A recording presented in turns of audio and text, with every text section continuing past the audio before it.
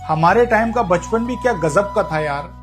जैसे ही अगस्त का महीना शुरू होता था, स्कूल का माहौल ही एकदम बदल जाता था। 5 अगस्त के बाद तो स्कूल के अंदर पढ़ाई कम और ऑडिशन ज्यादा शुरू हो जाते थे।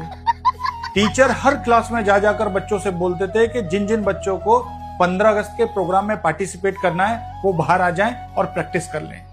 फिर क्या था, कुछ बच्चे एक अलग ही अंदाज में किताबें बंद करके बैग पैक करके क्लास से ऐसे निकलते थे जैसे कि प्रधानमंत्री ने कॉल करके उन्हें बुलाया हो कि आ जाओ, देश को तुम्हारी बहुत जरूरत है।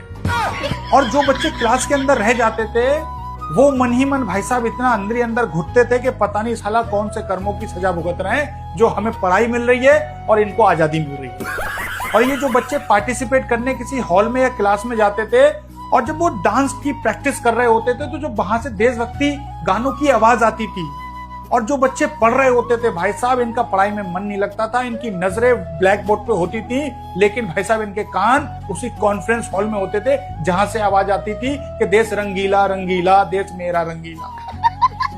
और कुछ बच्चे तो इसकी भैंस की आंख ऐसे होते थे जो पढ़ाई से बचने के लिए ही नाम लिखवाते थे कि 10 दिन पढ़ाई ना करनी पड़े, सिर्फ प्रैक्टिस करूंगा 10 दिन तक। आज हमें पता लगा कि डांस कोई टैलेंट नहीं था, बल्कि डांस पढ़ाई से बचने का एक लाइसेंस हुआ करता था उस टाइम पे। और सबसे ज्यादा जलन तो हमें तब होती थी जब ये प्रैक्टिस करने के बाद जब क्लास में एंट्री करते थे और कहते थे कि यार आज तो हमें समोसा मिला, तो साला जलन कई गुना ज्यादा बढ़ जाती थी।